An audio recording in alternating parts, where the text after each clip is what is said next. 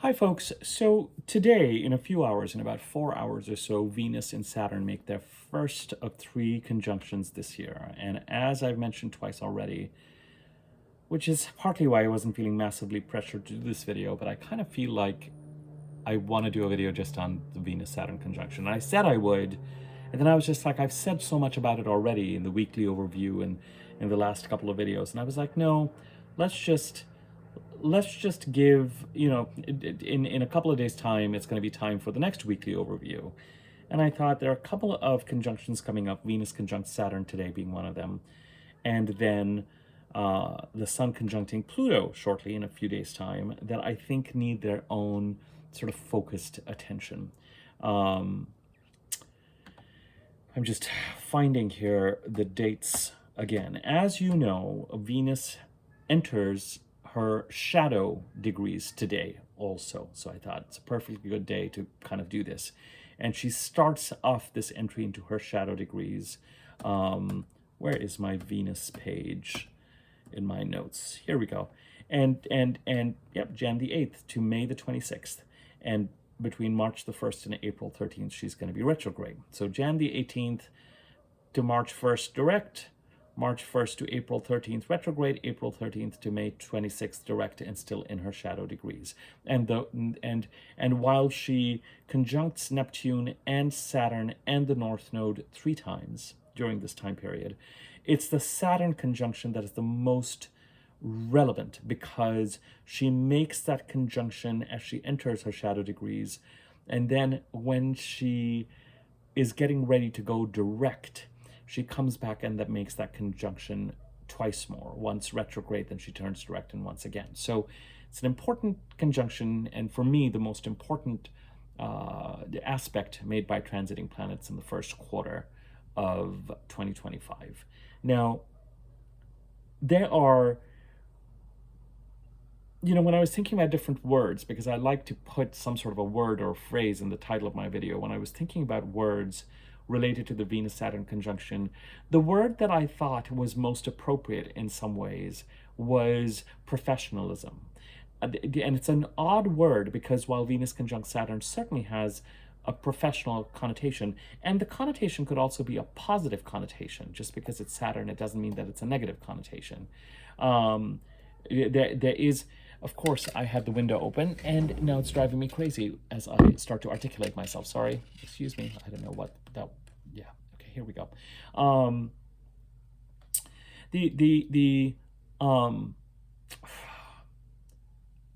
It's not just there is a challenging connotation to the Venus-Saturn conjunction in Pisces, given what's been going on in Pisces for a lot of us since 2012. But there's a positive connotation to it too. And ambition and the ability to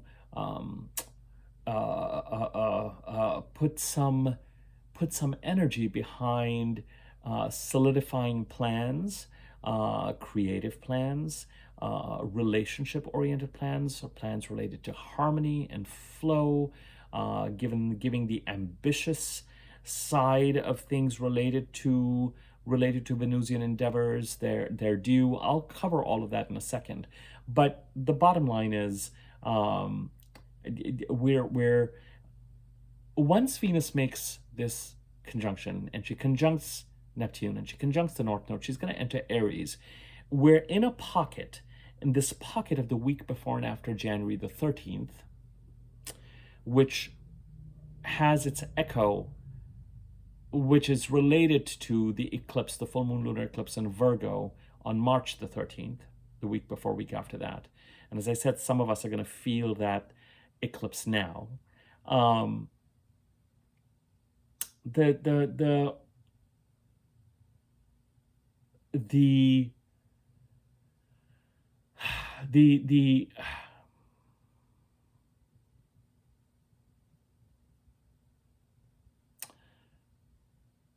I'm trying to say is, Venus, after making this conjunction,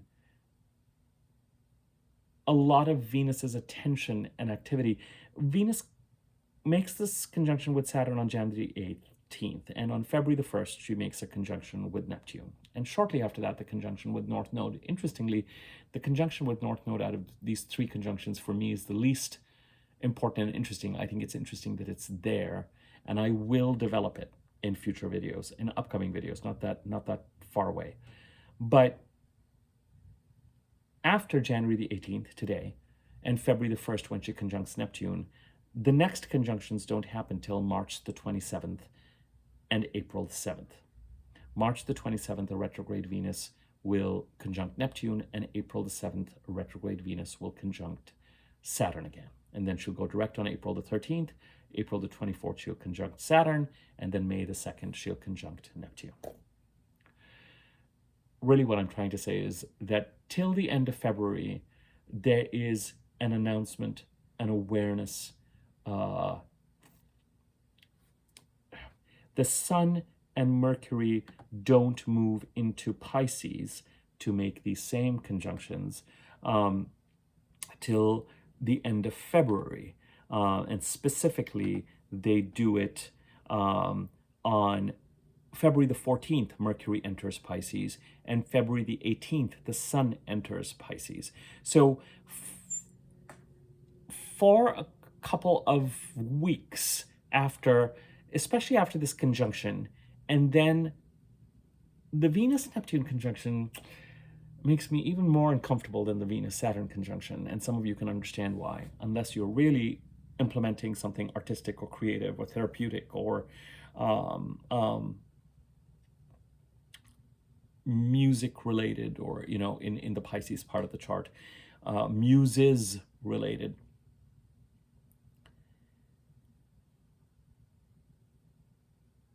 I want to take you back to the two videos I did not that long ago, a couple of weeks ago, on Mars retrograde and Venus retrograde. This was a couple of weeks ago, and I'll place links to them at the end of this video, and they gave you an overview of the time we have between now and the end of April. And in just a couple of sentences, we are really being asked by the middle to end of April to stabilize the Pisces part of our chart, which has been under some sort of fogginess, a vagueness, a dreaminess, maybe even in certain cases deception, a crisis since 2012, peaking in 2015-16, but especially 16-17. And we're really being asked to attend to the Pisces part of the chart, the house occupied by Pisces, with a certain amount of responsibility and rigor. Some part of this responsibility could mean concretizing ambitious plans related to Venus, Saturn, and Neptune, and we'll come to that. Some part of this could have to do with us having to set some boundaries where other people have been trampling over them, or not been completely clear, not been completely transparent, playing their cards close to the chest, gaslighting, intentions not being completely overt and clear. Some part of it could have to do with us having to deal with consequences of our own actions, and lessons needing to be learned, and lessons needing to be processed, and us having to recognize how we need to act in a more Saturnian, in a more responsible way, in a more stabilizing way, in a more karmically responsible way, to attend to matters in the Pisces part of the chart, which has been hard to do in a materially responsible way since Neptune began his transit here, since starting 2012. Okay, it's not just till the middle to the end of April, and we have a lot of support through this process, with Mars from Cancer trining Saturn and trining Neptune and trining the North Node. So the very same planets and bodies that Venus is going to be in conversation with 3 times, and then the Sun will be in conversation with once, and Mercury will be in conversation with at least Neptune and the North Node 3 times as well, as part of his retrograde. He's not going to make it all the way back to Saturn. There's a lot that is playing out from, and of course, the sign following Pisces is Aries, and the sign following Cancer, where Mars is Leo. The more ambitious and the forward-looking and the more exciting part of the chart where we have one more solar eclipse on March the 29th, while Mercury and Venus are retrograde, admittedly, which is why I am really thinking that for some of us, we're going to feel that eclipse, the March 29th eclipse, with greater clarity by May 29th, which takes us to the end of the first week of June.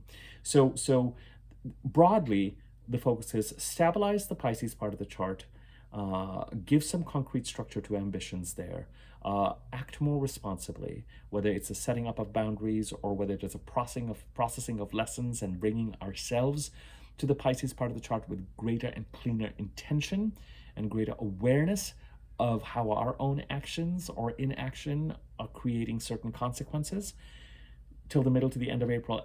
And by doing that, you make room to harvest or to take even fuller advantage of the fact that by that time Mars will have entered Leo after his retrograde between Leo and Cancer, and Venus and Mercury and the March 29th eclipse in Aries will have a clearer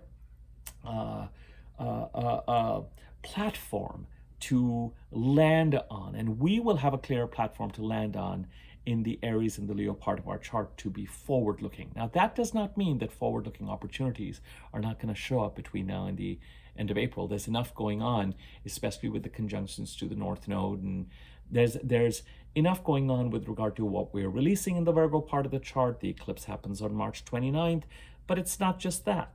Planets transiting through the Capricorn part of the chart, which they're still doing, are trining Uranus and Taurus. It's the Aries, Taurus, and the Gemini part of the chart that hold the most forward-looking promise. The North Node eclipse in Aries, Uranus and Taurus, with the Jupiter-Uranus conjunction on April the 20th still making its presence felt. Jupiter and Gemini. Those are more forward-looking transits. And as the personal planets make their way from Capricorn to Aquarius, starting tomorrow, the Sun enters Aquarius, and Mercury enters Aquarius on the 28th. And the new moon in Aquarius is on the 29th. So by the 29th, we will be completely, in the month of Aquarius. And Aquarius season, which has been split up in December, Venus was in Aquarius. And now the Sun starting tomorrow and Mercury starting the 28th are going to pick up that whatever Venus was doing in Aquarius and start to concretize it and start to move towards that alignment in the Aquarius part of the chart. And from there, again, the planets will start to get ready to trine Jupiter and Gemini and square Uranus and Taurus and trine the South Node in Libra. Although at this point in time, the South Node is pretty much in Virgo, depending on whether you're looking at the True Node or the North Node. We'll get to that. The conversations are starting up, and the energies are constructive with the trines and challenging with the squares and informative and spiritually charged with the conjunctions, and with Mars getting ready to oppose Pluto one final time, as we head into April. There's plenty of turmoil, and as I've been saying, the inertia that a lot of us have felt since in a lot of 23 and 24 since November, the Band-Aid has kind of been ripped off, and now we really are in a place where we acknowledge that there's no choice but to change and but to move towards and to create what we want to create and to release what we need to release. And part of that release involves stabilizing the Pisces part of the chart, and part of that moving towards involves having a stable enough Pisces part of the chart so that we can really lean into, till the end of the first week of June, the opportunities afforded by Jupiter completing his transit through Gemini by that time, the effects of the Jupiter-Uranus conjunction in Taurus being done by that time, and the eclipses firmly and clearly moving into the Pisces-Virgo axis after the end of the first week of June. Okay, Venus's conjunction with Saturn today is a very, very, very important part of this conversation. And the reason why the word professionalism, you could use rigor, you could use austerity. Venus is a planet of money, and relationships. And there are three things actually, I think, that underpin Venus: our sense of self-worth, and what we feel we deserve, and how that impacts the quality of the abundance that we feel and the quality of our relationships. The second thing with Venus, one can also say, and I love to say this, is that the quality of our abundance is dependent on the quality of our relationships. Our abundance is dependent on our relationships. And with Venus, what we value, what we feel we have of value that we offer to the world, what our values are. Unlike Mars, who has this kind of go-getter, out the door before you could say anything quality, Venus is notoriously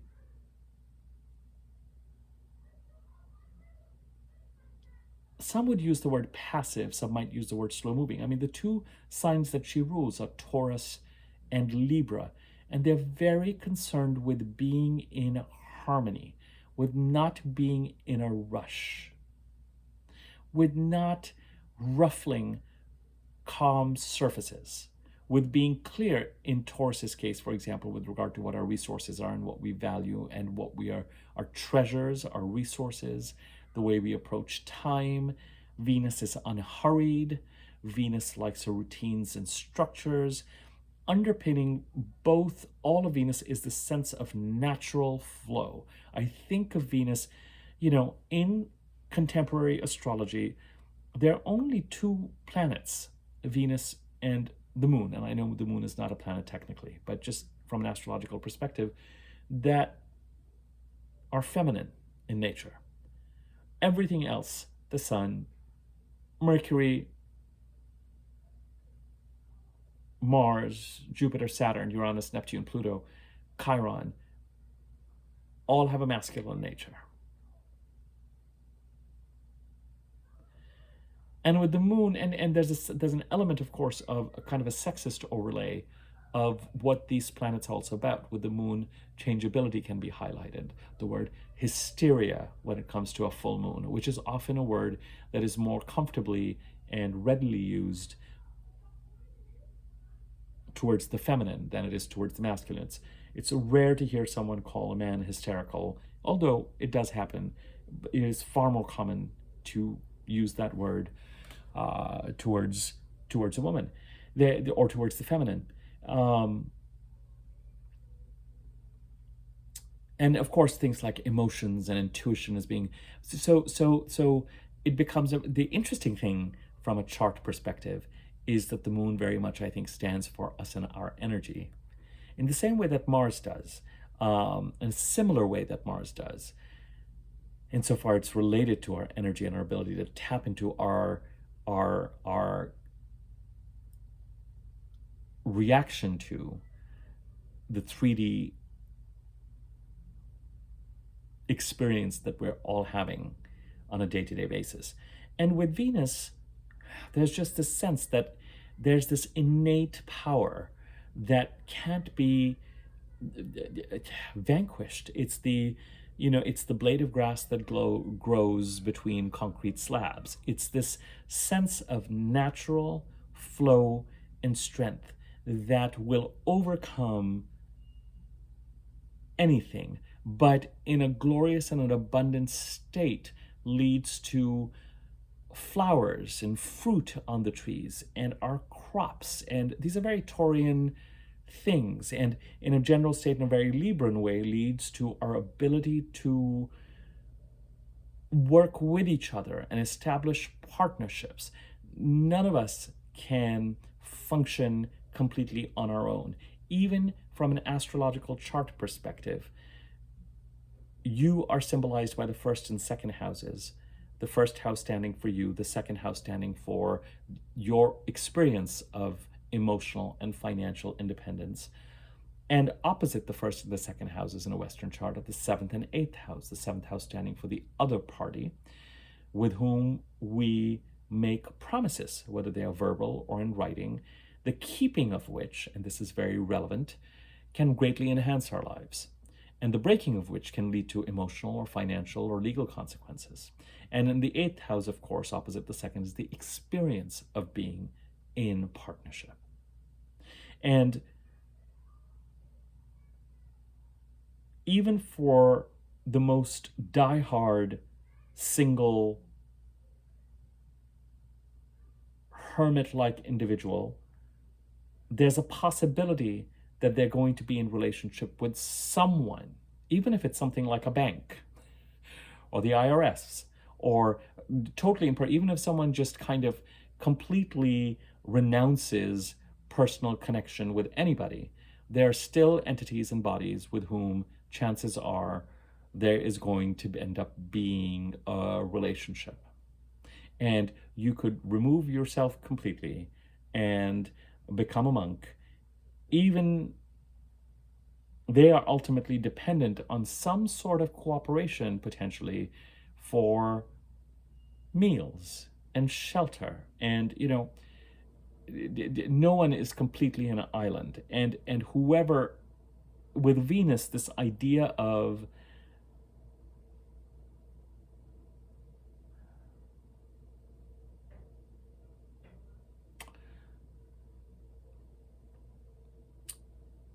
as I'm talking, I'm sure you're realizing that Venus and Mars really do, those energies really do complement each other. Venus, when in excess, can lead to lethargy and an impractical dependence on natural flow. I don't do anything until 10:30 in the morning because I really like my routine the way it is. Well, then chances are you might lose opportunities. You might have an opportunity to apply for a job or a position, or you hear of something. A deadline is sooner. We all need to be able to move and act and pursue our desires, and not simply get locked into, this is how my day runs, this is what I cook every day, this is what I do, and nothing is going to disturb that routine. That's sort of the excess side of sort of the Venus Taurus side of things. And of course, with the Libra side of things, there's the excess of politeness, niceness, to the point of becoming insincere and fake and empty, and not really being in relationship.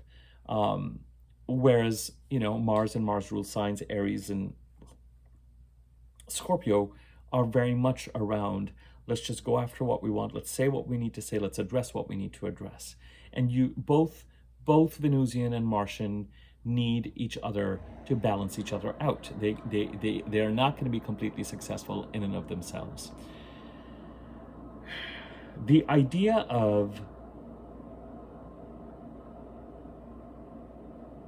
as I've also mentioned to you, when Venus goes through a certain part of the chart, she asks the question, when Venus goes through a certain part of the chart, she asks the question, what needs to be brought into alignment in this part of the chart with what we value? And she does create opportunities to potentially build bridges or opportunities to help solve certain things. It's not always what it seems, because with Venus, sometimes she could bring you in contact with forces or personalities of people who are not in alignment with you, only to reveal to you eventually, and this especially happens once the Sun comes in behind her and Mercury comes in behind them, which is what is happening right now, that you realize that what Venus, the bridge building that Venus was doing, the doors she was opening, was just a way of revealing to you and testing whether certain relationships are actually in alignment with what you value or not. This is why, as the Sun and Mercury have during January gone through the Capricorn part of the chart, I've been saying, whatever it is that you may have agreed to or thought was bringing the Capricorn part of the chart into alignment in November and early December, now you may realize that what Venus was doing or bringing to you or opening up for you may have been an opportunity, but then now you get to determine and decide well, is that really going to bring me into alignment? Or is it now clear that it's not quite the right thing? And by contrast, I now know what it is that I need to do to bring the Capricorn part of the chart into alignment. The same is now going to occur as the Sun and Mercury enter Aquarius. And once they enter Pisces, that intensity, that will sort of become even more intense. The Pisces part of the chart where Venus is right now and is making this conjunction and is going to be conjuncting Neptune on February the 1st, it's just, I mean, the intensity is just going to increase in that part of the chart all through March and even April. When for certain parts of March and April, we're going to have 6 planets there, you know, Saturn and Neptune in the North Node, but the Sun, Mercury, and Venus as well.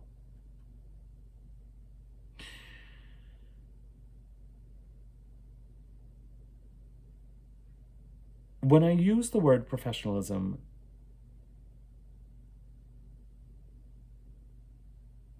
Venus is famously comfortable in Pisces because Pisces as a sign encourages a connection with our muses, but from an overall perspective, encourages releasing conflict and encourages a greater sense of awareness to who we are truthfully. Pisces as a sign seeks to dissolve the ego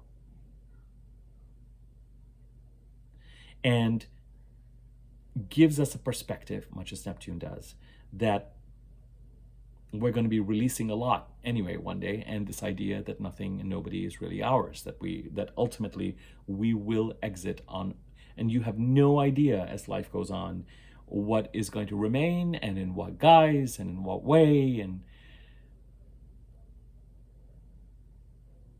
sort of the bliss of non-attachment, you know, is very much, you could very much associate that with, in fact, the only way to a certain type of contentment and bliss would be non-attachment, as certain spiritual practices would argue.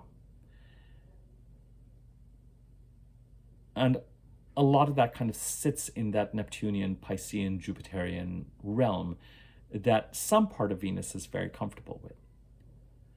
To me, with Venus going over Pisces and going into Aries and getting retrograde, that matters less. There may be, with Mars retrograde and with Venus and Pisces, as I said, there may be a tendency towards a certain passivity as we relook at our plans, particularly with regard to pursuing our goals, but especially managing situations with people where there's conflict involved. But there's enough at stake, I think, that it's not an entirely passive time. I think we may approach things while Mars is retrograde and while Venus is in Pisces in a slightly backhanded way, in an indirect way, in a slightly more polite way even. I think at its worst, we will seek to do nothing to bring the Pisces part of the chart into alignment. But by the time the Sun and Mercury enter, we're going to have no choice but to be in action in March and April. So we may as well get with the program now. The fact that Venus conjuncts Saturn today is not a conclusive thing, because Venus is going to conjunct Saturn 2 more times, and things are sort of going to get thrown up in the air.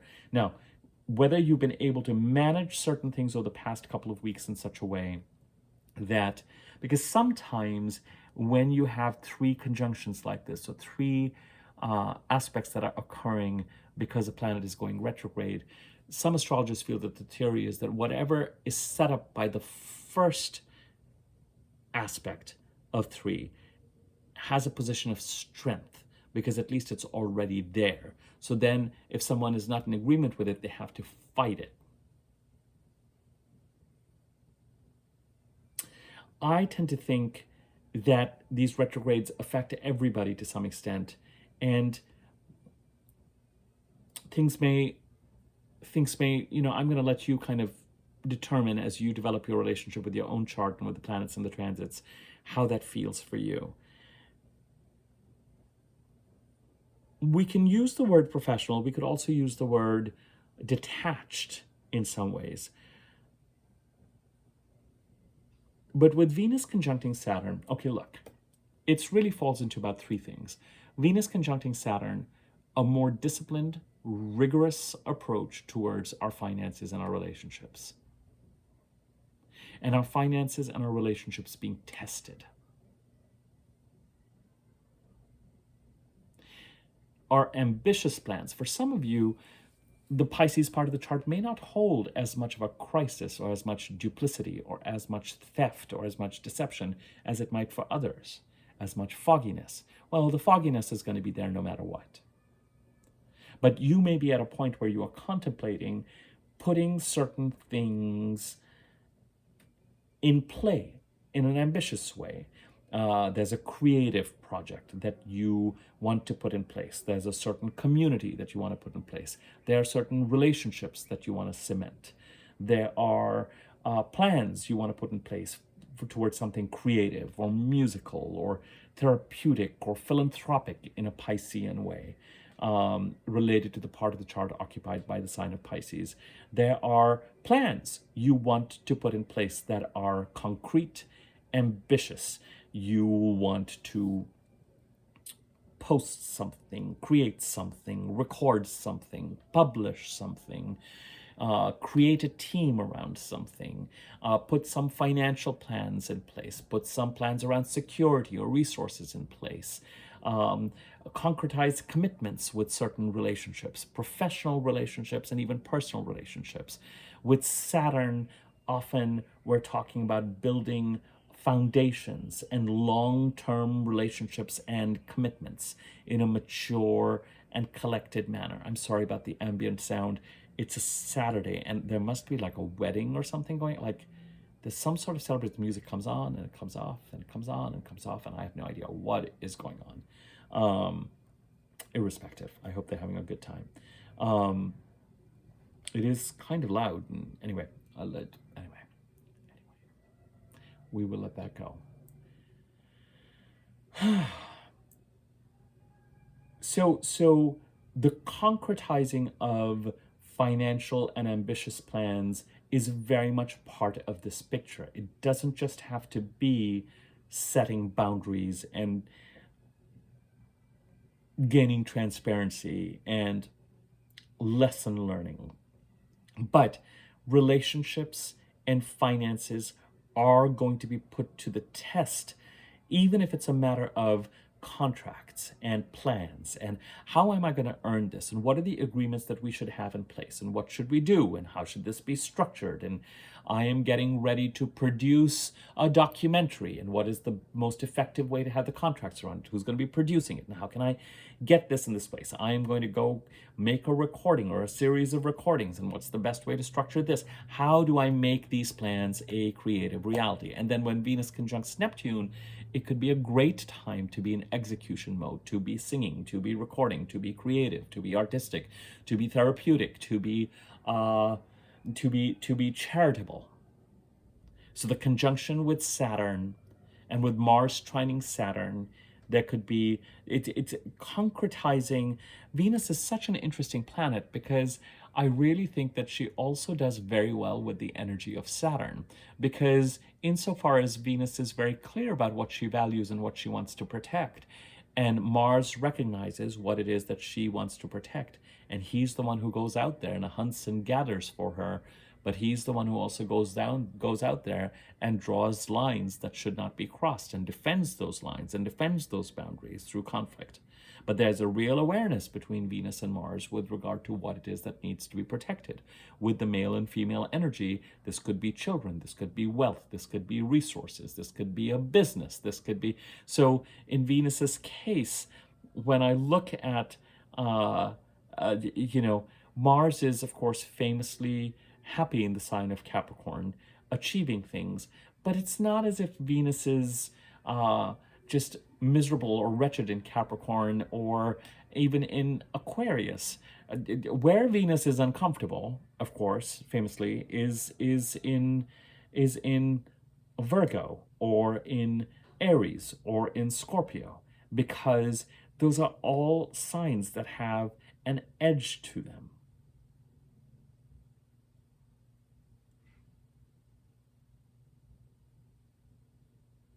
and a selfishness to them that translates to assertiveness or even aggression at times. A kind of ruthlessness with Virgo structure, routine. This is what's going to work for me. My schedule, my managing of resources, my dotting the I, my crossing the T. Necessary archetypally.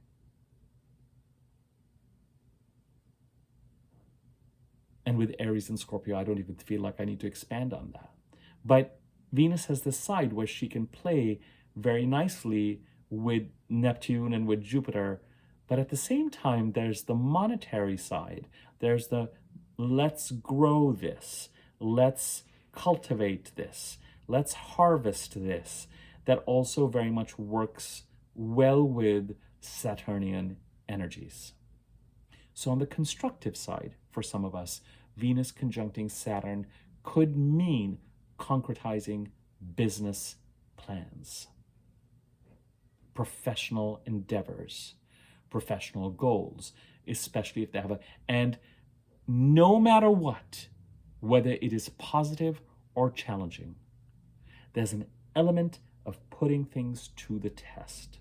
In a positive way, putting something to the test could be looking at plans multiple times. Is this going to make sense? How am I structuring? How am I building this company? How am I building this team?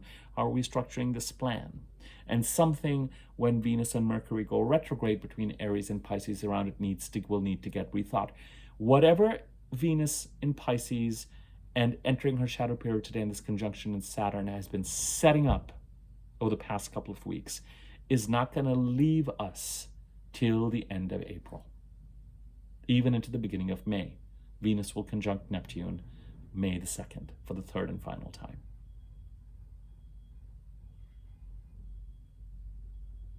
But that doesn't mean that we're going to wait till then to take action.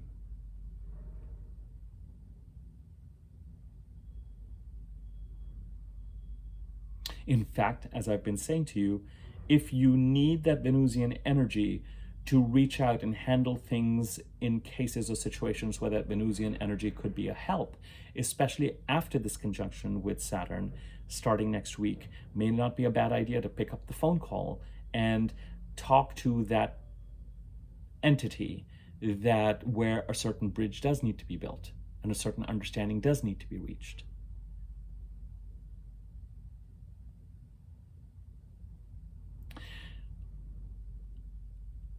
The word professional or professionalism applies very clearly to this particular positive, constructive aspect of Venus and Saturn conjuncting,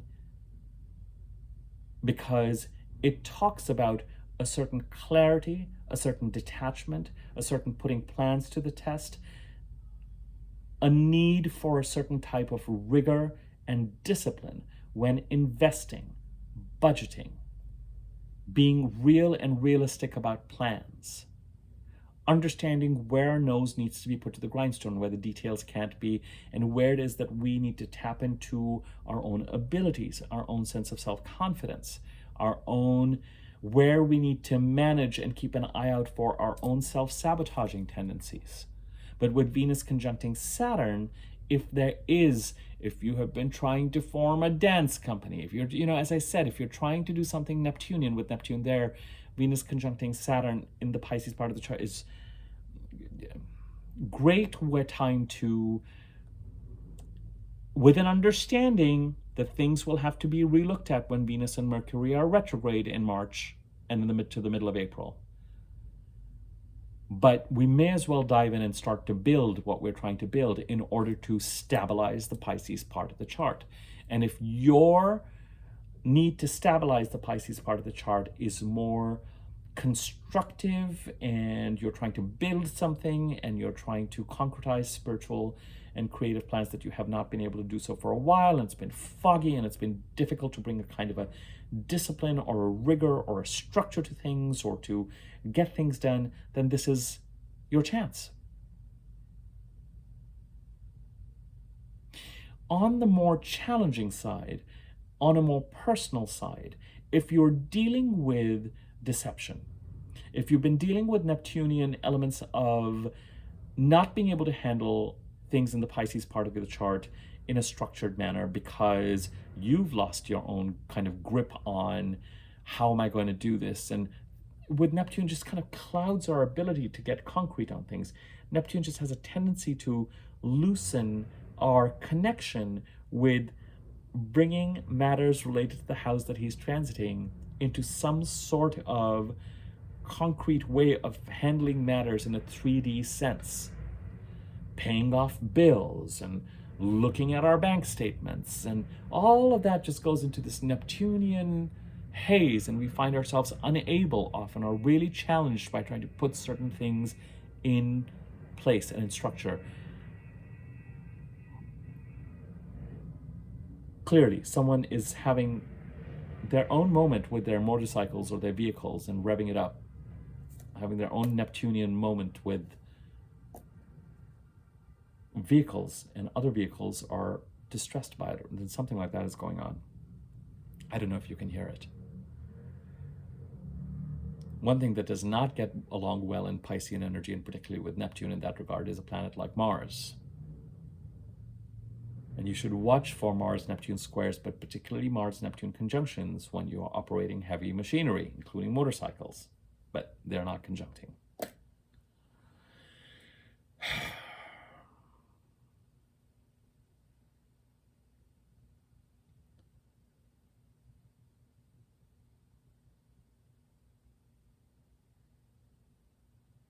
If you're dealing with shadier things in the part of the chart occupied by Pisces, either because you have been unable to put some structure around things and address matters that have gotten out of hand, or because you're dealing with deceptive behavior on the part of others, or because you have been playing your cards too close to the chest, or because you've been acting in a way which is understandable sometimes, that is making the situation worse, that is not the most mature or strategic, not the kind of approach that Saturn would bless. As I've said to you, with Saturn, very much one of the mottos is you can be right and effective, or you can be right and ineffective. And a way to be right about something and ineffective is to act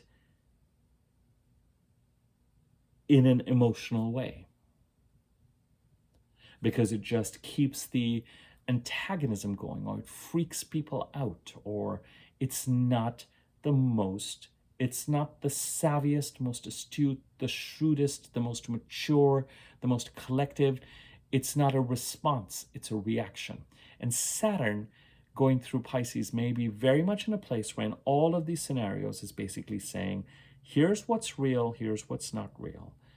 Here are the lessons that need to be processed. Here's how you have contributed to making things worse. Here is where you need to draw the lines. Here's where the reality is. Here are the actions that you need to take to bring some sort of peace and stability to this, especially when it comes to, with the Venus-Saturn conjunction, finances and relationships. And Venus conjuncting Saturn is very much talking about consequence and talking about who and what is in or out. Relationships and financial realities are being put to the test and are being given a reality check, and you are being encouraged to make no mistake.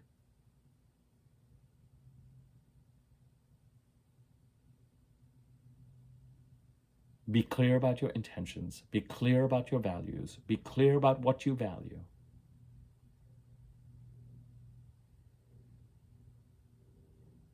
And to act in a responsible way.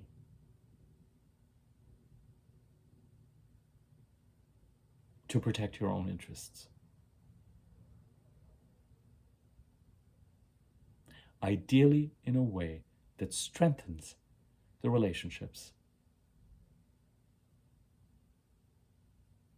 that are in alignment with the part of your chart that is occupied by the sign of Pisces. And those relationships that are not will likely, as a result, when Venus goes retrograde, every couple of years, it is the classic time to clean house when it comes to relationships and where we're spending our money and how we're managing our resources. And Venus retrograde is notoriously, and this is coming up in March to the middle of April, a time of austerity and poverty and limited resources.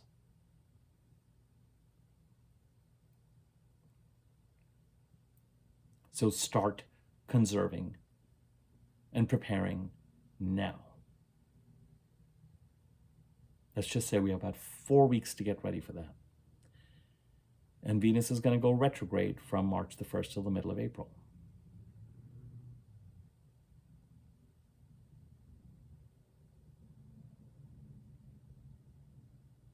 And it's a process that takes us to the beginning of May. And some of us are going to feel inclined to be setting those boundaries. Very important this is the most important thing I want to say with Venus-Saturn conjunct. Be really careful and mindful of who you are committing yourself to. Commit yourself to the actions that feel karmically right. And that means that if you feel that someone is not acting in your best interests, and you are clear about it, it's all down to you and your relationship of what you value and your relationships and your finances and your financial interests and your relationship interests, and Saturn asking you to get very real and very clear and very mature. And this is why the word professional applies even in a personal context.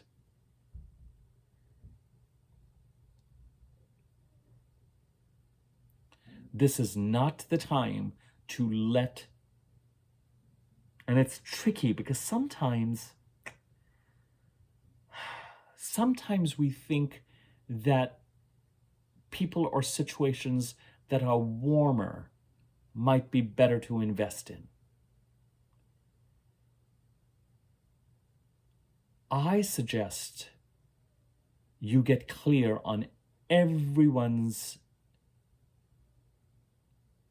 personalities, values, intentions, and recognize what actually makes sense. Be careful of investing or making decisions that might get encoded for the long term, but may not be in your best interests.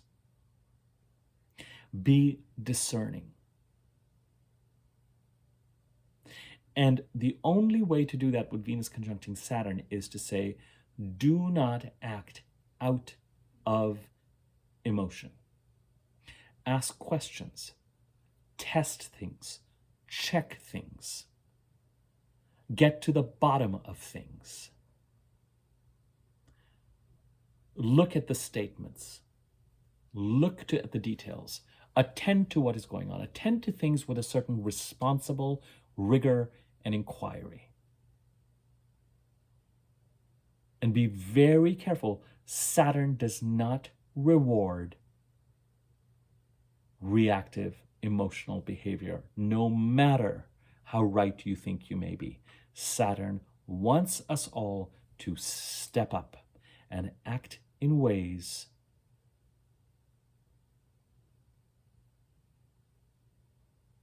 that will help us fulfill our highest potential. And sometimes that involves setting boundaries. Sometimes it involves commitments, but it also involves looking at how we may have contributed to a situation. And it also involves being very, very careful and mindful of the karmic consequences of what we're committing to and putting in place.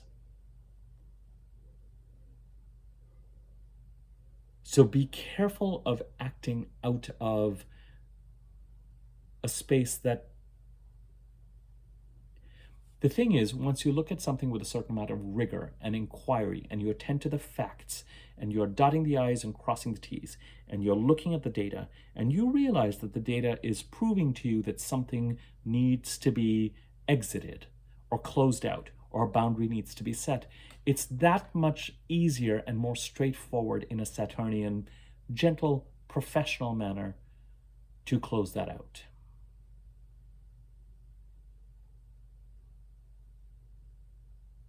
And chances are that it can be done in such a way that the long-term impact of closing something out is less problematic than handling something in a way that either leads you to make a decision that you later on end up regretting because it's being done out of anger or rashness, and you think it's not going to be this person because you're sick of them and you're angry. You think it's going to be here that you're going to put the eggs in this basket, and then all of a sudden you realize,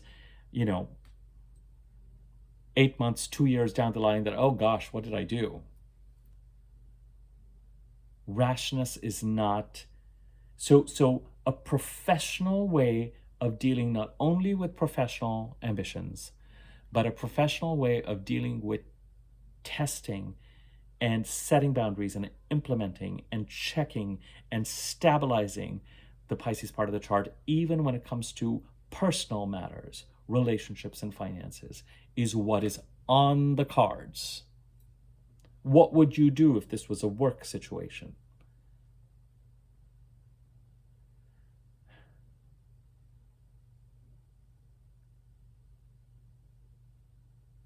How will you handle a particular situation that needs to be looked at in a much more centered, grounded, fact-based way?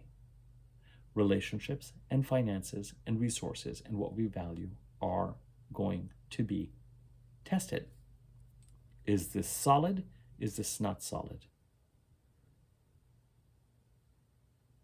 Does this have legs? Does this not have legs? And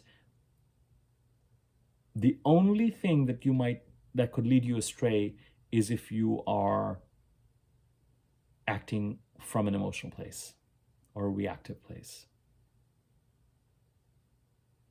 Now, in certain cases, the asking of questions can cause offense. I come from a pretty traditional culture. But it depends, again, on, let's say someone wants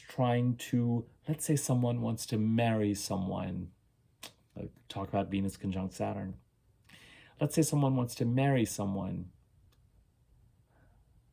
against the wishes of their family and culture. First and foremost, make sure that you really do want to marry that person and that person is right for you. And then as you deal with the situation, try to deal with it in such a way that you are able to get from point A to point Z. If you know that there's absolutely no way that you'll be able to get your family or your loved ones into alignment with it, but you're clear that you're going to marry this person, then how do you handle things so that you can get from A to Z in as...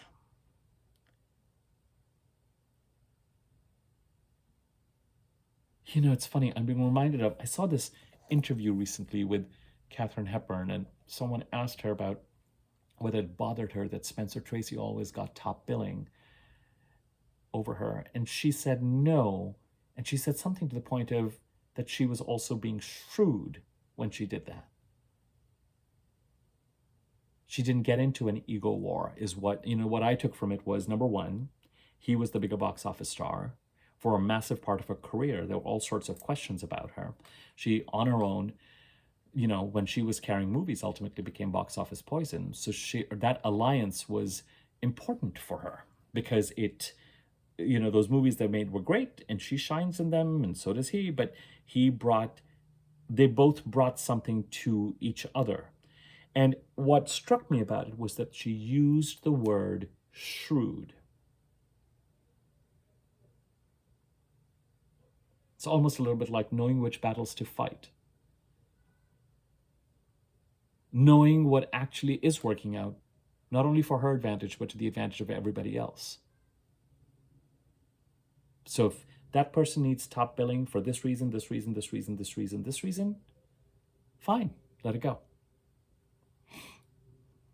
Ultimately, that's going to work out for everybody. It's a very Saturnian way of looking at a particular situation. And part of the reason why it's very relevant that it's Hepburn is that we're talking about really the most sort of feminist of stars. We're talking about an actor whose portrayal of women was consistently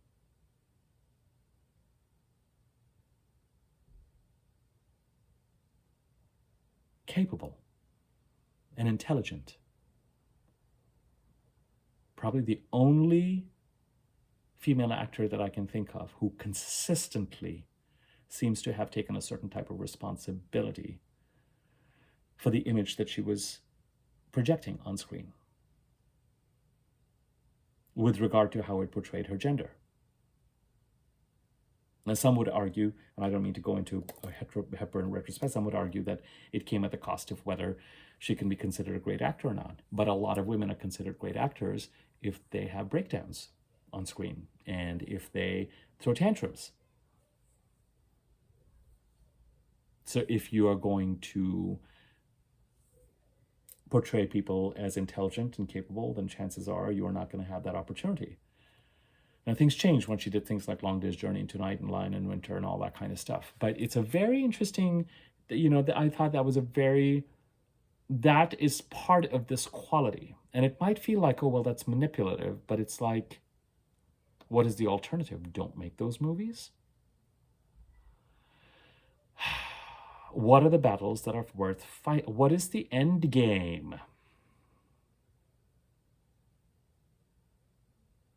Are you getting married to this person? And do you want to get married to this person? And if there's nothing you can do, and the reason why I'm bringing this up is because with some aspect of Venus conjuncting Saturn, there is an element of what we value and who and what is in alignment with what we value. There are goodbyes that can be part of the Venus-Saturn conjunction. But a lot might depend on the how. It's an entirely different thing to plan to marry someone against the wishes of those around you in 3 months' time, but do it in a way that just creates nothing but conflict, chaos, and drama at the expense even of sabotaging the relationship with the person you want to marry over the next 3 months. And an entirely different thing to kind of think in a Saturnian manner and figure out how you're going to get from A to Z as maturely as possible, knowing you've done your best through a situation, and getting from A to Z as cleverly and shrewdly as possible so that you can achieve what you want, minimize opposition, feel like you've given things a chance, and feel like your intentions have been as clean and clear as they could have been and as much in alignment with what you value, but you're also protecting what it is that you value through the process and committing to something financially, relationship-based for the long term. Be careful and mindful of who you enter in partnership with. Be careful of who you are committing to. Because with the Venus-Saturn conjunction, those commitments may end up lasting a long time. And if they're coming from an emotional place or a rash place or an upset place, you may regret them.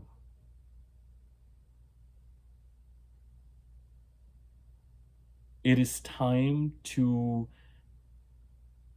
bring out, as you stabilize and structure the Pisces part of the chart, it is time to bring in a tone of professionalism, detachment.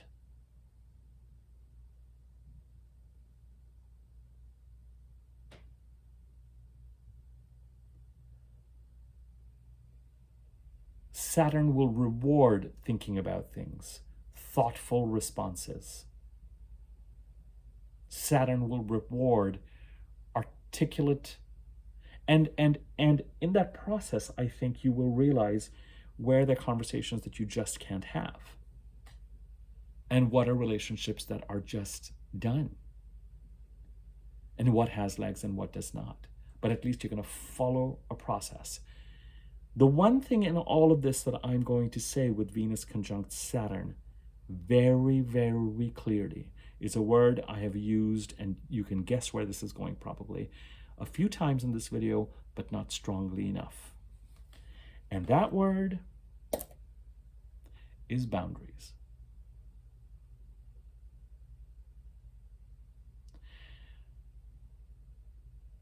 Boundaries can be an enormously professional boost if you're signing contracts, What is respectful? What is fair? What is the best way to construct and plan for this endeavor? What is the best way to take this dream and make it a reality? If it's something ambitious, if it's a project, if it's something creative, if it's something Piscean, if it's something therapeutic, if it's something healing, if it's something musical, what is, and within what is being set up, clearly defined roles and responsibilities, respect, making sure you're respected. All of that is a very healthy and professional way to go about things. On the personal side of things, because we're dealing with Neptune going through Pisces since 2012, and because we're talking about things escalating and getting to a certain place by 16, 17, that could be problematic for some people, where tones of deceptions, deceptiveness, gaslighting, fogginess are in play, boundaries are very, very important as you get to the end of April and where they're set and where you are clear about. But again, having a slightly more professional approach to them might be a huge help, because you can set those boundaries with clean intentions, with a clarity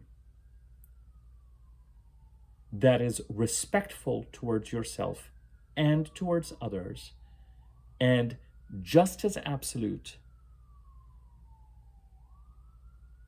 than if you were to do so by yelling and screaming and slamming the door, or doing something in a reactive way, or doing something to hurt another party, or to teach them a lesson, or something along those lines. That way boundaries can be set as well, but that energy is just going to lead to, I've said this to you before, and this is very Saturnian, very, very Saturnian, because sometimes we think we're being Saturnian by being bossy. Always remember that every victory is a hollow victory. You cannot be victorious over another human being. There's a divine spark that sits in every single human being. I mean, think about the ending of World War I, which led to World War II, and think about how it led to the Cold War. Think of where we are. Every time you think, oh, I've done this, I've broken up the Soviet Union, I've done this, it's just like, it leads to a domino effect of action, reaction, and action, reaction, and action, reaction, and action, reaction, because somewhere that process, again, this is where you need that Venusian energy to recognize that every person you're looking at, when you declare victory over another human being or another entity or another collective, you are declaring victory over, or thinking you can declare victory over, the divine spirit that embodies them, and you are so in for it. Because signing the Treaty of Versailles and thinking that you can have peace forever, that peace is going to dismantle within a decade. It's the wrong paradigm. But with Venus conjunct Saturn, there will be endings. There will be who is in and who is out. And so you've got to figure out what is the most effective way. Do you leave a job by just saying, you know what, I'm going to leave this job, I'm just not the right fit? Which says a lot in and of itself. It says, I may not be the right fit, but there might be something in this organization that I am not interested in fitting in with. Or you could leave an organization by, yelling and screaming. At least if you do it the former way, there's a possibility or chance that you might be able to call someone and say, hey, I might need a reference. You never know. You never know. You never know. It is time to bring in a certain dose of Saturnian pragmatic shrewdness. And Saturn rewards hard work and service and clean intentions and pragmatic behavior. With Venus conjunct Saturn, it's not about being passive. It's not about accepting things. Accepting things would be not leaving a job, not marrying someone because people oppose it even though you think it's the right thing to do. That is passivity. Saturn's way is manage it and go through this in such a way that you set the boundaries where they're able to, but you maximize what you can out of the situation and not involve or invite further mayhem because of egoic immaturity. Venus conjuncting Saturn is trying to, I'll make this my final point, is trying to give you the ability. The reason why this is the most important aspect for me in the first quarter of this year, but remember, it's going to happen twice more in April, so the first third of this year. The Venus, we've been, the big aspects we're waiting for to be able to help us create the changes that we're trying to create with Venus and Mercury retrograde in March and April in the Pisces part of the chart.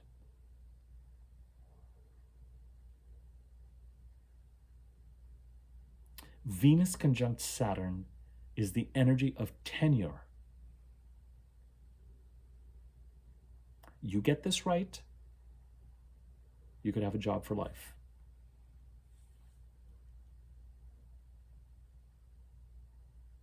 But you've got to know what you're worth. You've got to have a certain sense of self-confidence. You've got to watch out for your self-sabotaging tendencies. You've got to make your commitments. You've got to show up. If you made promises, you've got to find ways to, and if you have not been keeping those promises, you've got to get back in the game and keep those promises. If there are things being violated that you have a problem with, you've got to set the boundaries where you need to set to. You are got to build what is important to you in terms of what you value above all, and how that translates into your financial life and your relationships. And stabilizing the Pisces part of the chart, we are in that energy. And I'm willing to put money on the fact, depending on whether you're concretizing ambitions or dealing with relationship issues over the past couple of weeks, this has been mounting. You will get a bit of a break in this energy as we shift our attention to the Aquarius part of the chart. But as the Sun and Mercury enter Pisces, and then Venus gets ready to go retrograde March the 1st, and then shortly after that Mercury, March and April, we're going to be living in these spaces. So with Venus conjuncting Saturn and moving past Saturn, starting Monday or Tuesday, if you want to pick up the phone and start having certain awkward conversations to manage certain situations, you can consider doing that. I mean, just, you know, this is a general reading, so just, I say that, but you've got to be able to apply it and see whether that makes sense for you or not. I'm not doing this as a personal reading. That brings me to, I am still offering the discounted 2025 reading for how the 2025 transits might interact with your birth chart. So whether it is for my regular readings or the 2025 readings, if you have questions about rates, all that kind of stuff with the discounts, I use the email address in the description box below to reach out to me on that. I think I don't like to go that much more than an hour. I hope I'm making you think with this Venus-Saturn conjunction. That would be the best way to use this energy. And subscribe to my YouTube channel if you haven't already. Next to the subscribe button, there's a bell icon. Hover over that wiggly bell on top. You'll be notified when I do new videos if you click on that. There's a thanks button underneath this video. You can use that to contribute to the channel. You can contribute to the channel for free by liking this video or commenting on it. And I think I'm going to leave it at that for now. Thanks for your attention. There's more to follow. I want to talk about that Sun-Pluto conjunction, the weekly overview, and then I want to talk about Neptune North Node conjunction and North Node moving into Pisces as well. Okay? All right.